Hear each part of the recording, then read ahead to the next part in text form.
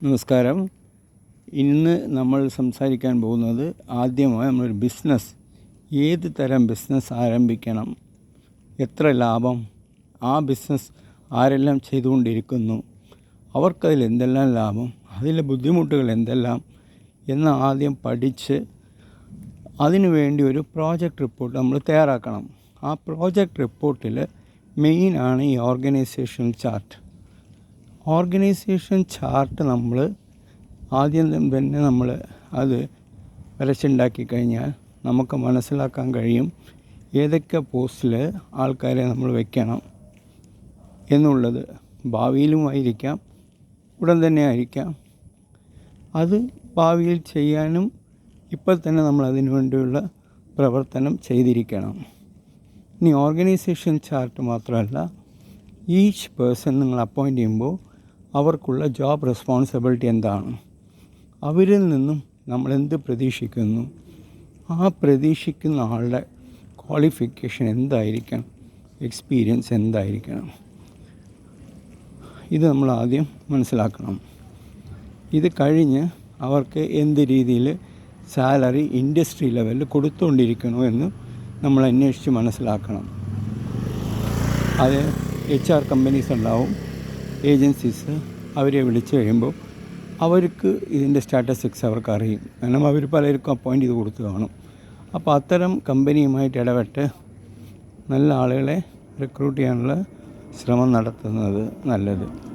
ഇനി ഓർഗനൈസേഷനിൽ ആളുകളെ അപ്പോയിൻ്റ് ചെയ്യാനും അവരുടെ ജോബ് റെസ്പോൺസിബിലിറ്റി, ഇനി അക്കൗണ്ടബിലിറ്റി, അവരിൽ നിന്ന് നമ്മളെന്ത് പ്രതീക്ഷിക്കുന്നു, നമ്മളെന്ത് കൊടുക്കാൻ പോകുന്നു, എന്ത് പ്രതീക്ഷിക്കുന്നു, ഇനി ഇവരാർക്ക് റിപ്പോർട്ട് ചെയ്യണം, അവർക്ക് മേലുള്ളവർ റിപ്പോർട്ട് ചെയ്യും, അതേപോലെ അവരുടെ കീഴിലുള്ളവർ അവർക്ക് റിപ്പോർട്ട് ചെയ്യും. സോ ഇതാണ് accountability. So each person should have an accountability. ഞാൻ ഈ കമ്പനിയിൽ ഇത്ര രൂപ ശമ്പളം വാങ്ങുന്നുണ്ട്, എനിക്ക് ഇതാണ് ഞാൻ അക്കൗണ്ടബിൾ ഫോർ ദ റിസൾട്ട് എന്ന് പറയണം. ഇങ്ങനെ വരുമ്പോൾ നമുക്ക് ഗൂഗിളിനെ മാതിരിയുള്ളൊരു പ്രവർത്തന രീതിയിലേക്കാണ് ഇനി കമ്പനികൾ മുന്നോട്ട് പോകുന്നത്. നല്ലതാണ്. കൂടുതൽ ആളുകൾ നിങ്ങളുടെ കൂടെ ജോലി ചെയ്യും. അവർക്കും freedom of work, freedom of time. അവർക്കും ഇങ്ങനെ കുത്തിയിരുന്ന് സമയം മാത്രം നോക്കി വാച്ചിൽ ഇത്ര മണിക്ക് വരണം, ഇത്ര മണിക്ക് പോകണം, ഇത്ര മണിക്ക് ഉണ്ണണം എന്നുള്ളത് മാറി ഒരു ഫ്രീഡം ഓഫ് അപ്രോച്ച് കൊണ്ടുവരുന്നത് നല്ലതാണ്. ഇതിന് നമ്മൾ ഉപയോഗിക്കുന്ന ഒരു സ്ട്രാറ്റജിയാണ് OKR, objective and key results. So objective and key results is a very very important factor here.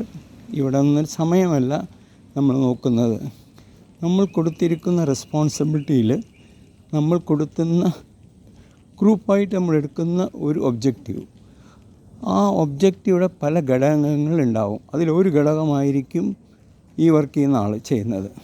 So അയാളുടെ ആ പ്രവർത്തനം ചെയ്യും, മറ്റുള്ളവരും അതുമാതിരി അവരുടെ പ്രവർത്തനങ്ങൾ ചെയ്യും. ടോട്ടലി ആ ഒബ്ജക്റ്റീവ് ഫുൾഫിൽ ചെയ്യണം. അതിന് നമുക്കൊരു സമയപരിധിയുണ്ട്. ആ സമയപരിധി മാത്രമാണ് ഈ OKR നമ്മൾ നോക്കുന്നത്. അല്ല എത്ര മണിക്ക് വന്നു, എത്ര മണിക്ക് പോയി, വീട്ടിൽ ചെയ്തോ ഓഫീസിൽ നിന്ന് ചെയ്തോ എന്നുള്ളതല്ല നമുക്ക് വേണ്ടത്. നമുക്ക് വേണ്ടത് ആ ഒബ്ജക്റ്റീവും അതിൻ്റെ റിസൾട്ട് എന്താണ്. ഇത് നമ്മൾ വീക്കിലി സ്റ്റഡി ചെയ്ത് മോണിറ്റർ ചെയ്ത് അവരുടെ ആ കാര്യങ്ങളെല്ലാം വളരെ ശ്രദ്ധാപൂർവം, എവിടെയാണ് വീക്ക്നെസ്, അവർക്ക് എന്ത് ട്രെയിനിങ് നൽകേണ്ടത് എന്നുള്ളതെല്ലാം നമ്മൾ നോക്കി ചെയ്തു കാണും. ഈ രീതിയിലുള്ളൊരു ഓർഗനൈസേഷൻ വർക്ക് കൾച്ചർ ഇനി നമ്മൾ ക്രിയേറ്റ് ചെയ്യണം. നാളെ അടുത്ത വീഡിയോ. Thank you.